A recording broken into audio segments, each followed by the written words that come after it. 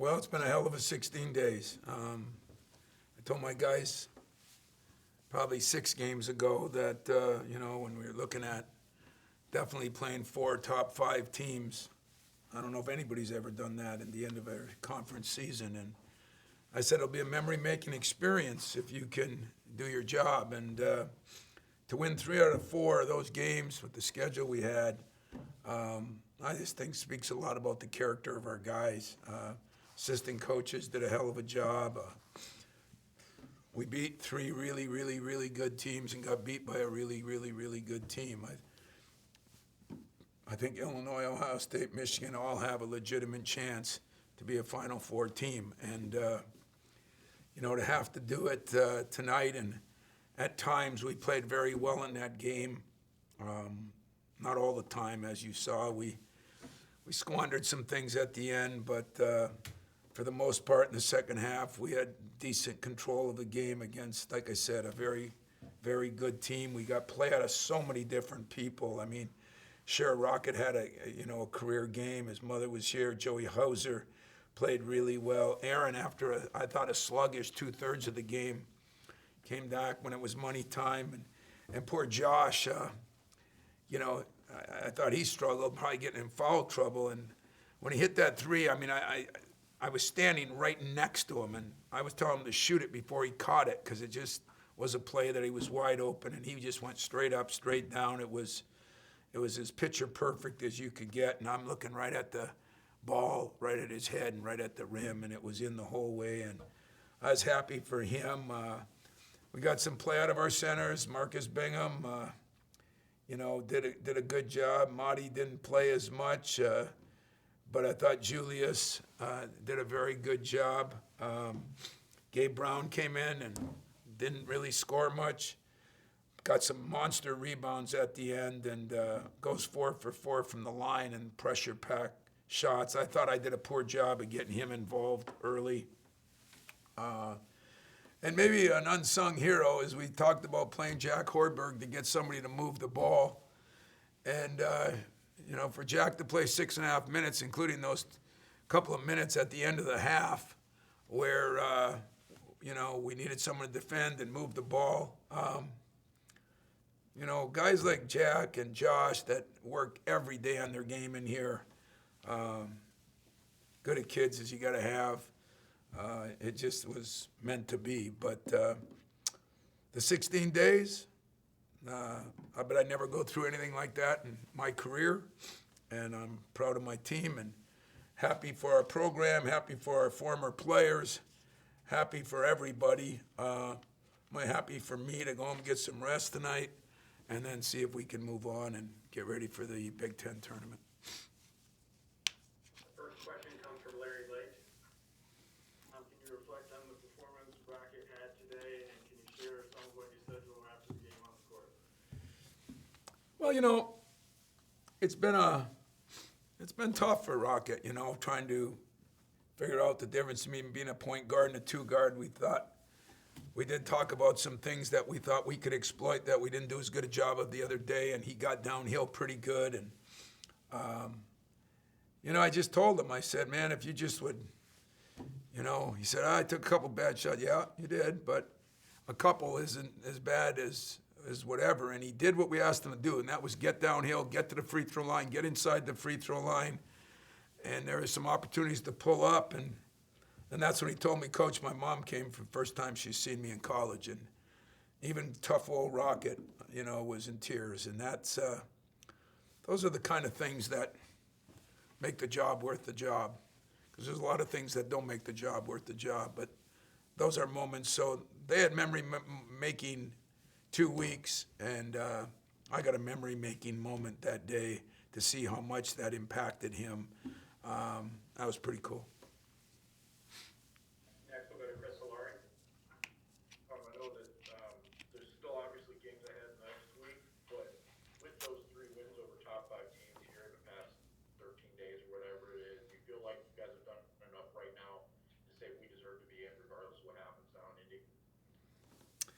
It's funny. I was listening to a show last night, and kind of a guy who has a little bit to say said, I don't think anybody with a losing record in their conference should ever be in the tournament. And I just thought, man, nobody appreciates how good this league is. That's part of the problem. And because where we can say, well, it was like the ACC, in '04. I don't know how many teams the ACC had in the conference in '04, but it probably wasn't 14, was it? I don't know. I mean, they're good all the time. So, I mean, I'm not picking apart one or the other, but nobody during a pandemic year has ever gone through anything like this. And, I'm not going to worry about what happens to Michigan State. I think there's a bigger picture here, and that's the Big Ten Conference has been, there's not even an argument that it's been the best conference in the country all year. Well, the best conference in the country should get 9, maybe even 10 teams in this year. And so I look at that a little differently. But I'm not on the committee. Remember the year we thought we were a 1 seed and we didn't get there, and that was the year we got beat by Middle Tennessee. You know what? I'm not politicking for anything. We did just about everything we could do. And I think that because of our league, because of the other teams in our league, because of how good Michigan is, how good Ohio State is, how good Iowa is, how good Illinois might be as good as everybody. And to think we beat 3 out of the 4 top 5 teams, I think, if I had a vote, I'd vote us in. As a follow to that, going in, do you feel like the way you guys played maybe the last 7 games or so, that you can play yourself in by getting an automatic bid? I mean, having beaten all those teams, I mean, I would imagine the confidence is at the highest that maybe it's been all year. I'm going to just reserve the right to say, I'm going to enjoy this game and not look at that. Because we're good enough to lose to some teams that were on the bottom of our schedule too. And I mean, there's a reality to it. The injuries, I still say Josh right now I'm a little worried about. He just doesn't seem to be moving as good as he was the last 2 games. So really got to, try to get him some rest in the last 2 days. But really, I mean, if it's up to me, he's not going to practice and do anything. So that's one of my issues. But, hey, we're good enough to beat a lot of teams if we do the things right. Our margin for error is so slim, You can't shoot bad from the free throw line, We shot better. We got to rebound the ball. We did. The biggest thing is, we had 8 turnovers. And when we're under 10, that makes a big difference. We shot it pretty good from the field. We didn't take a zillion threes. We did some things we could learn on. But we're still not running like we were. And I think part of that is our wings aren't running as much because for Josh and Aaron, a little worn down. And, as I said, the unintended consequences, if you get an injury, you know what your injury is. When you've had COVID, like some of those guys have, there's unintended consequences that could last for months. And I don't know that. So I'm going to go down to Indy feeling good about our team, knowing we had a lot of work to do. And we're good enough to win some games, and we're good enough to get beat in the first game. I don't know who we're going to play yet. I guess it's Maryland or Rutgers. And, both those teams have beaten us. We beat one of them. That's kind of the way the whole year is. So who's playing well? It wasn't like we shot the lights out today. We won it the old-fashioned way. We probably won it defensively. It wasn't for that stretch at the end. We had a 10, 11-point lead, missed a couple of front ends of a 1-on-1. Or maybe we could have put it away, but Michigan's good. They got a really good team. He's done a great job, and they'll be a force to be reckoned with. And who knows, we might play them again. Next we'll go to Kyle Alston. Tom, I know you told your guys that, streaks are meant to be broken and not to worry about that, but that's obviously a lot of history to kind of be weighing on these guys over the last several weeks. So what does it say about them that they're able to, whether they got in today or not, did they put together a stretch like that with that kind of, in their head? I can't think of I said this to my team in the locker room after. I took all the pressure off, but I talked about the white elephant in the room. I told them not to worry about the streaks. They are made to be broken. Another streak was I've never had a losing season, and all those things get replayed. And I lay in bed at night and look up and I say, hey, this don't matter. There's other coaches that are better than me that have gone through streaks. But you're damn right it matters. I mean, it matters to me because it matters for Mateen. It matters for what they built. It matters, for Travis and Raymar and Draymond and, all the guys throughout the years, Gary and of course, Denzel and then Cassius and Xavier. I heard from Cash this morning, and it matters. It doesn't mean streaks aren't meant, or they're going to be broken sometime. Life doesn't go on forever, but did it matter? It mattered, and I think that was just one more piece of pressure on them. I tried to take it off them. I'm not stupid. It's like I try to tell them they're not as bad as Twitter says they are. I'm not stupid. I don't follow it. I just know what guys go through nowadays. You put the pandemic in on that and everything else. This team will not hang a banner. They will not hang a championship banner. Who knows what will happen in the Big Ten or NCAA tournament.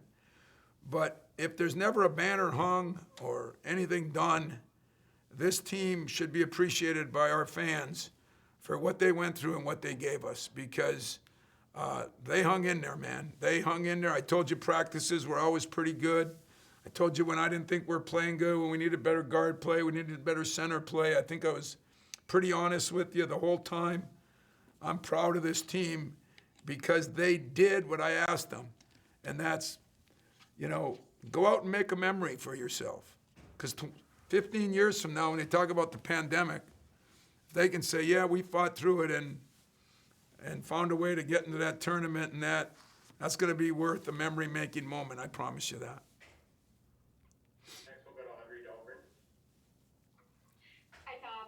Rocket last year in the regular season finale, he had 19 points in the game against Ohio State. They obviously had a career day. Did anybody remind him of that in secondly? Just how important was it to see that, you had more, Aaron Henry had more support with him and Hauser? Yeah, Hauser was big too. I mean, Rocket was big because, he for the most part, he took pretty good shots and things like that. But, it is funny because a coach, an old retired coach, called me yesterday morning and he said, your team just looks like they're at the end of that Michigan game. They were so bummed out. They looked defeated. He says that they forget how good they had to play to win some of those games, whether it be at Duke or, Rutgers at home or Illinois and Ohio State. He says you should get some of those. So we had a 12-minute video of just all the plays that Hauser made or Rocket made or this guy made and put it to a little TV stuff. And, I'd like to say to that coach that did that for me, thank you, because my video guy did a hell of a job in about 15 hours and got it all done. And, I was impressed by it last night. I don't know if they were, but I was. And I think that had something to do with it. You start losing confidence in yourself, especially this day and age when the social media is killing you. And I thought that brought some confidence in them that this is what I can do. So I didn't bring up last year's game, to be honest with you. I'm trying to push Rocket in a lot of ways, and sometimes, it's good. Sometimes it's not as good. But, I felt there was a calmness to him today. Coming off the bench almost helped him in the first half. He was very good in what he said and what he did. He shot the ball really well in pregame shoot-around. And I'm happy for him. I'm really happy for Hauser. He made some big plays. Got some big rebounds. I think Bingham doesn't get enough credit, probably from his coach, but gets 8 rebounds, had a couple of blocks or 1 block and a couple of change. We just had a lot of guys that did a lot, and some of them didn't show up in points, but you're right. We got a lot of play, and Rocket was really good, and it did take a little off Aaron. If I could get Josh and Joey now back consistently, then we turn into a real good team, I think. Thank you. Next we'll go to Jana Bartle. Hi, Tom. I know you mentioned this a little bit earlier, but looking back at that Langford 3 late there in the final minute, how did that feel as a coach watching that go down, especially given the plays leading up to that, he had a foul, he had a turnover, so to kind of make it up with that play?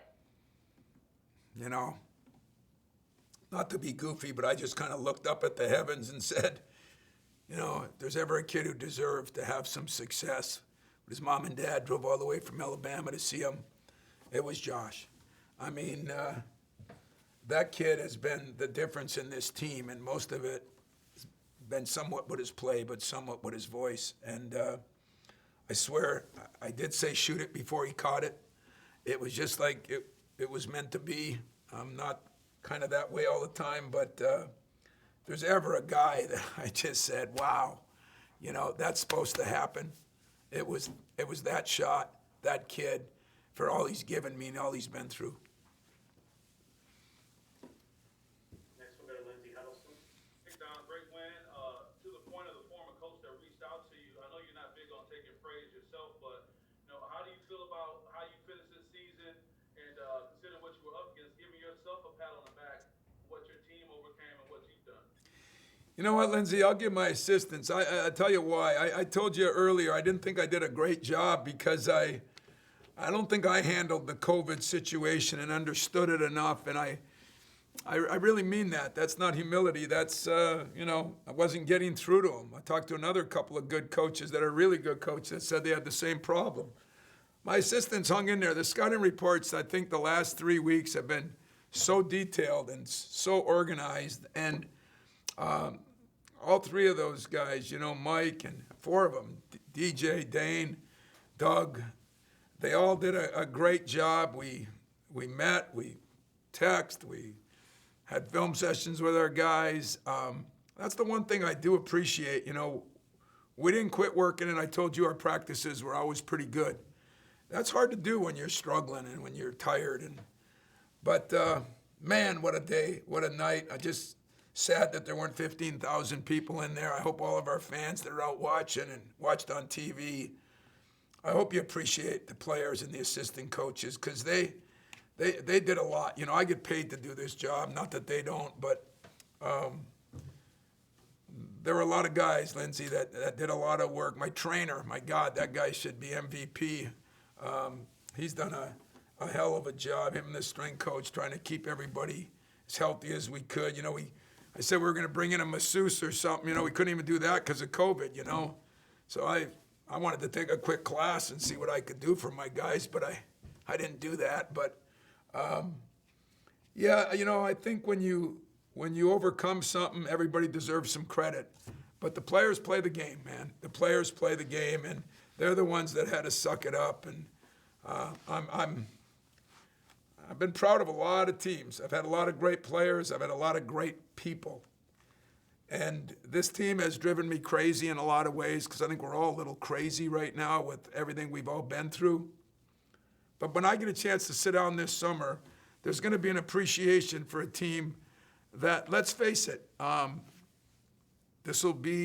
could be one of my worst records in my career. This could be no banners, you know, no rings, which is a little different here. Could be a lot of those things, and yet I think it'll be one of my prouder moments as a coach. And I would like to say this too, so I'm glad you brought up other people.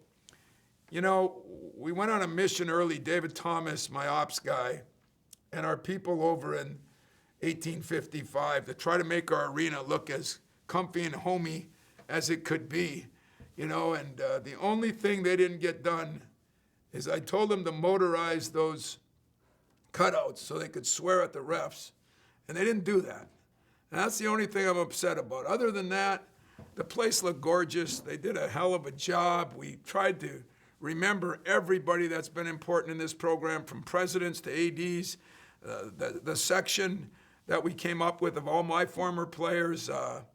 I look at it every day in practice. I look up there and say, God bless me, man. Look at those guys that I had. And I went up there one night, my wife, and I took pictures of different players, and I sent them to different guys. I said, we didn't forget about you. And it meant a lot to me. So all those people over in 1855, the marketing people that did such a great job with those cutouts, and maybe the draping around and the floor, and the janitors did a hell of a job. There's so many people that deserve credit that I appreciate you giving me. I'm on the bottom of that list. There's way more people that did more to keep us functioning this year than me. And, but I appreciate it. Next we'll go to Rico Cooney. Tom, I got a two-parter. First of all, can you Okay, Hondo. how you doing? Talk about Rocket's character in responding to a little bit of tough love from you. And then my second question will probably be more of a Lindsey Huddleston question. Talk a little bit about your emotion coming off the court after today's win. Well, the first part with Rock, I mean, for the most part, Rock reminds me of Aaron in a way that, there's a process to this. And the process is when you're struggling shooting, you got to work a little harder. You got to start falling in love with the game instead of just liking it and I talked to him about it. I mean, for the most part, we've had a lot of good conversations, I don't think he was happy after that last Michigan game, and I don't think I was happy after the last Michigan game. But, the texting didn't stop, the talking didn't stop. And I think it does show a lot about his character. Like, I walked off there and I said, wow, I'm proud of this kid. I didn't know about his mother at that moment. And I just looked at him and I said, hey, you came into the huddle, said I took a bad shot. And I said, yes, you did. And that was it. I mean, I think people learn that all coaches want them to do is understand the situations. And, we didn't even we have not run like we can run. And that is going to make his game even better. And so I was proud of his character. I was proud of him, and I told him when I wasn't. And that is tough love, but it's the right thing to do. My job, I'm a teacher, and that's my job. And I've got to, some of the times it's not easy. It's not easy at all. But when a guy responds, and when a guy comes off that you think's a little hardcore inside, and he's got tears in his eyes because his mom, I said, wow. I gave him a hug and I said, boy, it's just fun to learn the different sides of different people. And I always said about Mateen Cleaves, I got credit for that success. Everybody was going to put up a statue of me after that 4-year period. And I said, boy, you taught Mateen a lot. I said, I didn't teach Mateen half what he taught me. He taught me how to deal with different races. He taught me how to understand people from different places. I mean, that kid taught me more than anybody, to be very blunt and honest, because it was a time and I needed to learn. So coaches learn too. And tonight, it wasn't a lot of fun after the last Michigan game. But at the same time, if you have enough character to come back and play like you did, deep down you must have known some of that, or you wouldn't have done it. And I'm just ecstatic for him. Part two of that question was. Part two was, what did you ask me on part? The emotions that came out from you. Yeah, walking off that court and seeing him and hearing some fans in the stands. I mean, that was incredible. I mean, seeing some parents, seeing my family there. There were people in the stands that I haven't seen, and that meant a lot to me. This place means the world to me. It always has, and it always will. And I know our former coaches were there. Some of our football guys were there. We got as many people as we were legally allowed to get in, and I think in general, it felt good to hear people. And then when I saw Rocket with tears in his eyes, it was just, I said, wow, what a difference 3 days makes, And that's the way the world is, Now, as I told him in the locker room, how do we sustain excellence? How do you sustain that? How do you do that? That's what everybody looks for in the world is consistency. And that's the hardest thing to get is consistency. So, we've had a pretty consistent 2-3 weeks here. A little slip up here and there, but a pretty consistent 2-3 weeks. Not always playing great because we're not great. But as we're getting better, and I got to admit, when I walked off that court, I felt a little bit of the weight of the world off my shoulders because I thought we earned the right to be in, whether we are or not. Who knows? I won't look at that tomorrow. Hey, we got to win the first game at the tournament. You know, we got to do this, we got to do that. But we did what we needed to do or supposed to do. And I keep saying, if you look at when we came back, and remember now, we played all 20 games. You know, we played those games a couple days after coming back from COVID, and we got our butts kicked. And those kids hung in there, man. Played those 3 games in 6 days then with Rutgers, Ohio State, and Iowa. And I don't know if anybody gives them credit for it, but they deserve some credit for it. But they really deserve some credit for getting them off the floor and doing what they did. And emotionally, I'm a happy camper. This doesn't happen very often. Thanks, Coach. Thank you. All right, we have one final question. It goes to Brendan Quinn. From the job you guys did defensively on Wagner to the job you did on Dickinson, can you just go from the last game to today, what you're most happy with in terms of the adjustments to your game plan, your scouting report, whatever it may be? Well, as dumb as this sounds, Brendan, it was more offensively. I thought we were more in an attack mode offensively. We thought we had to do a better job with trying to exploit their ball screen defense. I thought we went at them. So defensively, I mean, they're really good. They got so many guys that can shoot it, you know. And then if you start extending on those shooters, you got a 7-1 guy in there to deal with. And so I thought we found a happy medium. We got some help. But I mean, hey, you know what? One game you make some shots, one game you miss some shots. I thought we were pretty solid defensively, but I thought we were better offensively. At their place, I thought, you know, we were terrible offensively, and part of that was they were good defensively. So just happy as hell to get a win, guys, and happy as hell to win 3 out of 4 against those caliber of teams. And happy to have the night off and look forward to tomorrow when we can start planning, give the players a day off, which they haven't had in weeks, and then see what we can do for the tournament. Thanks for your time, Coach. Thanks, guys.